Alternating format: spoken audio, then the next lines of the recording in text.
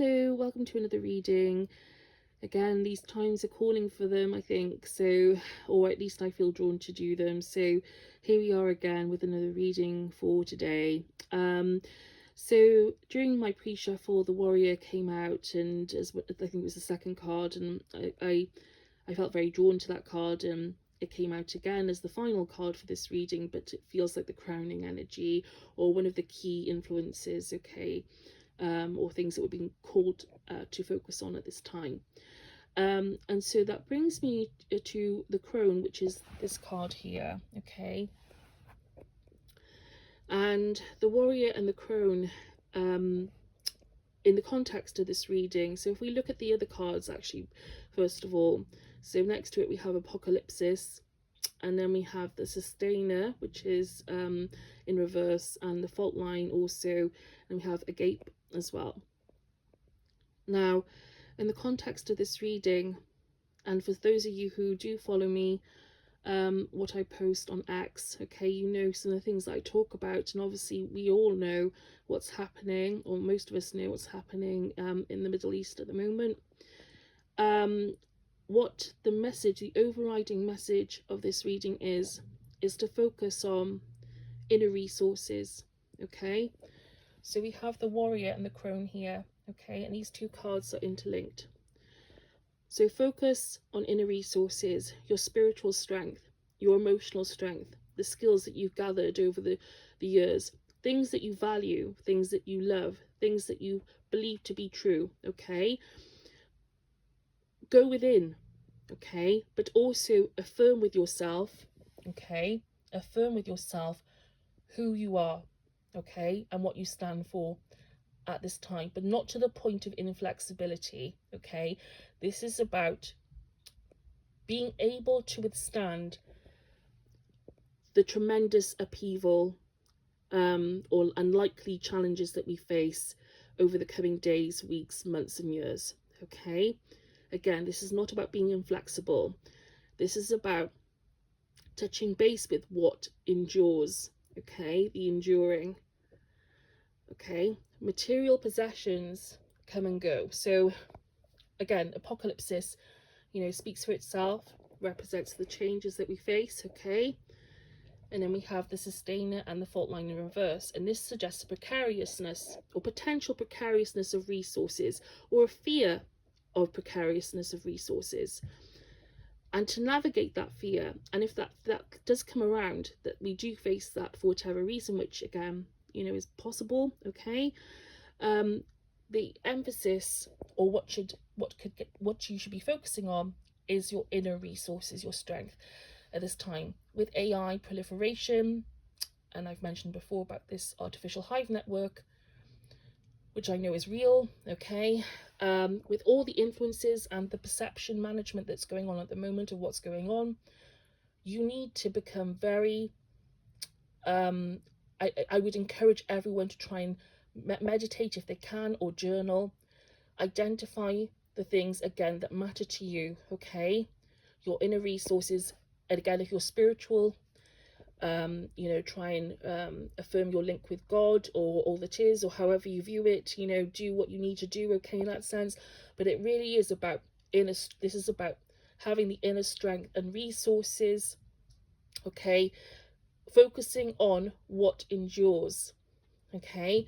This world, and again, I'm sorry if this sounds biblical, and I hate, you know, I'm not hate, but, you know, I'm not Christian or anything like that, but, you know, I am very spiritual, and you know, the material things of this planet are temporary. Everything changes, okay, and we have to focus on what prevails, okay, and what we want to prevail, okay, because things come and go. But the other thing to say about this is not to fear that change, okay.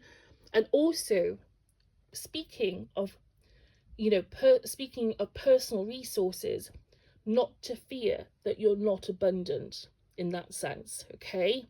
That's the other thing that just came through as I was speaking to you just now, okay, is to tell you that the other message of this is not to fear that you don't have what it takes to navigate any changes that come up, any difficulties that come up, okay? Because you do, okay? And this is the time to really focus on cultivating again and identifying what it is that you value, all right? So the final card is Agape, okay, which is a lovely card with a lovely message of service and unconditional love and devotion. Now, this has double meaning again, as everything, you know, has multiple meanings and multiple ways that you can look at them. But with Agape in this context, this can be another focus, okay, at this time. So you may find yourself wanting to do things. And I do think this is going to happen more and more as things start to unfold on the planet, okay? I think people will be called more and more to do things to help each other, okay? This is something which may start, will happen naturally, because people, this is what happens in times of need and conflict, okay? But I think there will be more of that feeling that comes along in the coming, in the future, okay? So that's another focus, a lovely focus, okay? But this is also what could happen.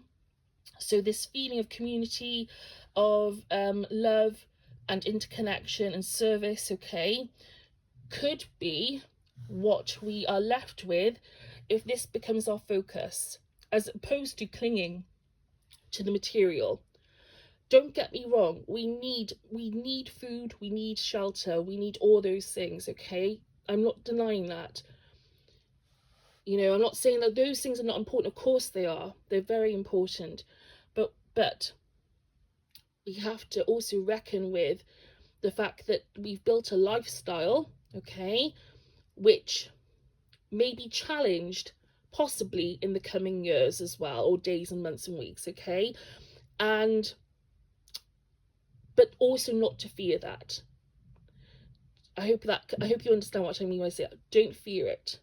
Whether or not that happens, don't fear it as much as you possibly can. I know it's easier said than done, but what will see you through, and the point is, regardless of whether or not you fear it, or to what degree, the point is, what will see you through is this, and quite possibly that as well, with Agape, okay? So helping each other through this, okay, maybe also be what gets us through, okay? So the idea is not to fear change, not to fear those changes, to material, our material, what you have and what you don't have, okay, materially. Again, I understand, of course, we need to have food and shelter, okay? Yes, they should be a concern.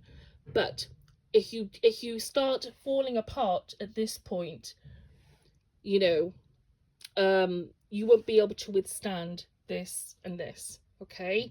So this is why this is really important, okay? So I hope that makes sense. And again, that is a lovely card to end the reading on, okay? And it's something that I truly hope, you know, materializes on the planet as a result of what we're going through and what we will be going through. And it's also a higher message as well, to be honest with you. It is actually a message just saying that regardless of all this, okay, that this is, you know, this is and as you can see, like the interconnectedness of all, you know, the lines drawn in the card, and how everything is connected, brought together, okay, that basically everything is held in unconditional love, okay? And that's the main message of Agape, is that unconditional love, that sort of that everything is serving a purpose, okay? And regardless of all this, well, however you end up, that you are held in unconditional love, and everybody's life matters, regardless of what you lose or what you gain. You know, you're not forgotten or lost, and everything is held in unconditional love. But that you know, that is an abiding message as well at the moment, is that everything serves, okay? That's one of the big themes that I've seen come up like many times over the last few weeks with readings. that I've done, you know, personally, is that idea of everything serving, everybody's life mattering, everything being held in unconditional love, everything being important, accept or reject none, as it says on Kim Kranz's Wild Unknown Oracle deck. I love that. I love that mantra. I love that saying. It's fantastic, and it's one that we should, you know, embrace, I think. Okay, so I hope this reading is useful. Okay, and I hope you have a good day. Thank you.